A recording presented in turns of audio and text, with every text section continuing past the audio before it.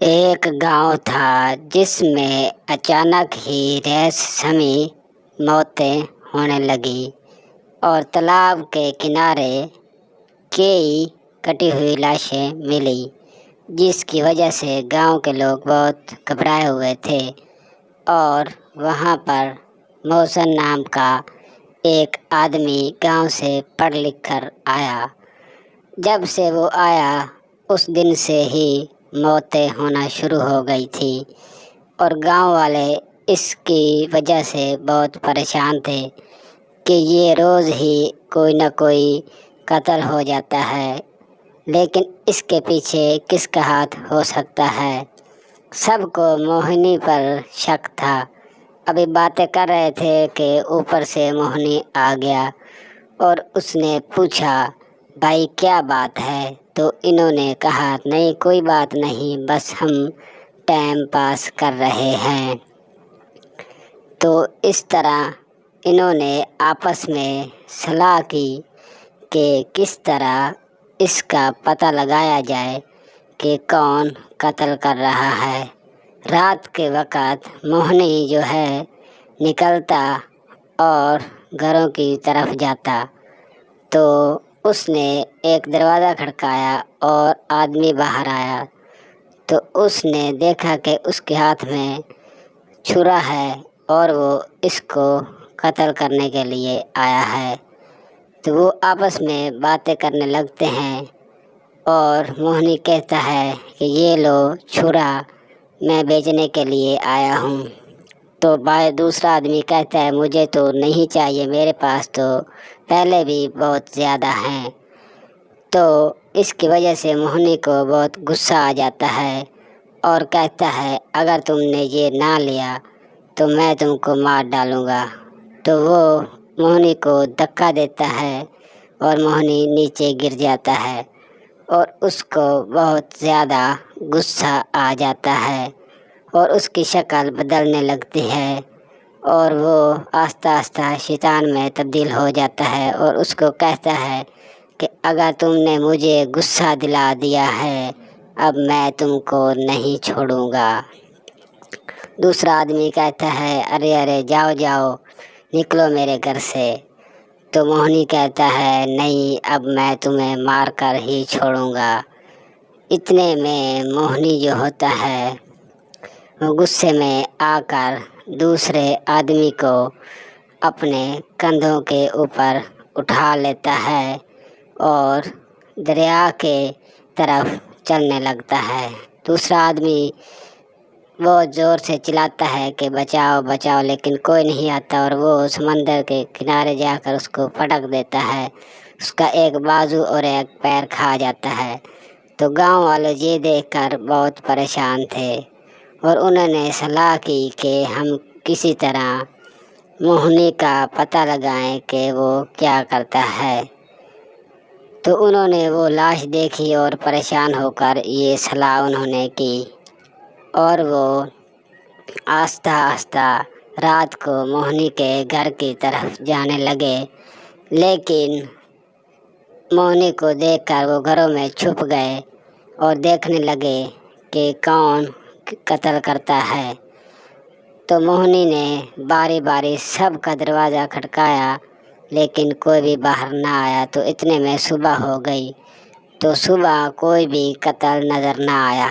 تو سب نے صلاح کی کہ ہم مل کر موہنی کا پتہ کریں، کیونکہ ہم کو شک ہے کہ موہنی ہی سب قتل کر رہا ہے۔ تو انہوں نے مل کر رات کے وقت موہنی کے گھر کے قریب جا کر اس کی الماری سے اس کے اندر جھانکا، تو دیکھا کہ موہنی کے ساتھ ایک شیطان ہے جو آتما کی شکل میں ہے اور وہ شیطان سے باتیں کر رہا تھا کہ مجھے چھوڑ دو مجھے چھوڑ دو، لیکن شیطان کہہ رہا تھا، نہیں آج میں تم کو بھی کھاؤں گا، کیونکہ یہ اس کا پہلے دوست تھا اور یہ کسی چوری کی وجہ سے قتل ہو گیا تھا، اس لیے وہ موہنی کے پاس آیا اور موہنی سے فائدہ اٹھا رہا تھا۔ تو یہ جو آتما ہوتی ہے وہ جڑ سے موہنی کے جسم کی طرف لپٹتی ہے اور موہنی کے جسم کے اندر جانے لگتی ہے، جس کی وجہ سے موہنی بہت پریشان تھا اور دیکھنے لگا کہ اس سے کس طرح چھٹکارا پایا جائے۔ تو آتما کہتی ہے کہ میں اب تمہیں کھا کر ہی چھوڑوں گی، اور آتما موہنی کے جسم کے اندر جانے لگتی ہے۔ جب موہنی کے اندر آتما جاتی ہے تو گاؤں والے دیکھ کر یہ پریشان ہو جاتے ہیں کہ یہ تو کوئی آتما ہے جو موہنی کے جسم میں جاتی ہے اور موہنی جو ہے یہ قتل کرتا ہے۔ انہوں نے صلاح کی کہ اس سے کس طرح چھٹکارا پایا جائے۔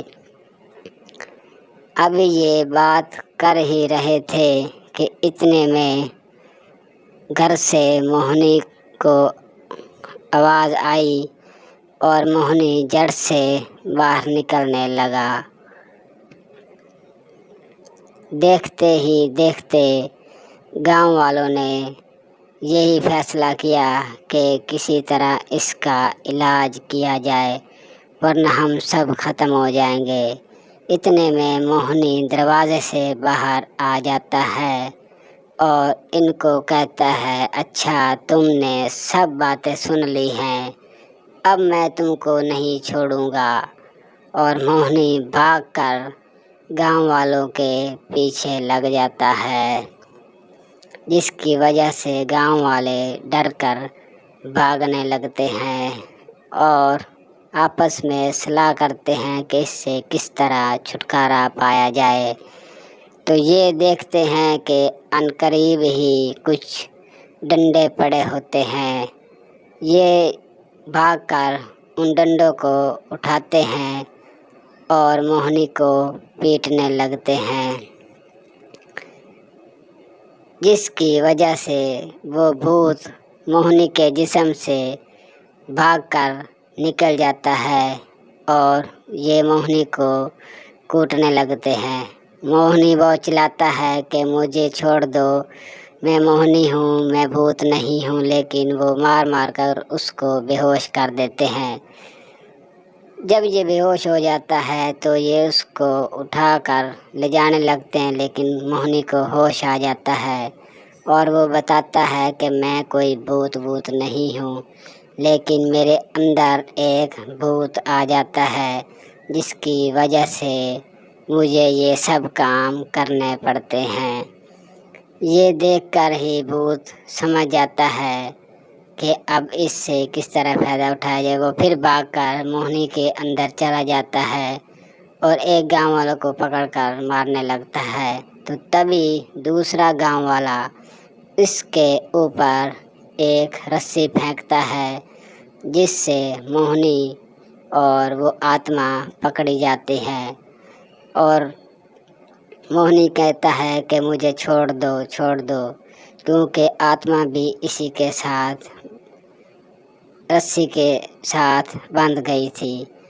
گاؤں والوں کہتے ہیں کہ ہم تم کو تب تک نہیں چھوڑیں گے جب تک تم ہمارا پیچھا نہیں چھوڑتے، اور وہ اس کو اٹھا کر قریب ہی مندر میں لے جاتے ہیں اور پجاری کو کہتے ہیں کہ اس کا کوئی علاج کرو، اس میں کوئی بھوت آ گیا ہے۔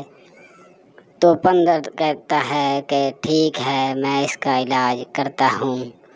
تو وہ اندر جاتا ہے اور اندر سے ہنومان کا سندور اٹھا کر لاتا ہے اور موہنی کے ماتھے پر لگا دیتا ہے، جس کی وجہ سے آتما جو ہوتی ہے اس کے اندر وہ جلنے لگتی ہے اور کہتی ہے، چھوڑ دو مجھے، لیکن پنڈت کہتا ہے کہ تم اس کا پیچھا چھوڑ دو ورنہ ہم تمہیں ختم کر دیں گے۔ تو آتما بہت معافی مانگتی ہے، لیکن اس ہنومان کے سندور کی وجہ سے اس میں سے آتما نکل کر باہر آ جاتی ہے اور اس کو آگ لگ جاتی ہے۔ آہستہ آہستہ وہ ختم ہو جاتی ہے اور گاؤں والے خوش رہتے ہیں۔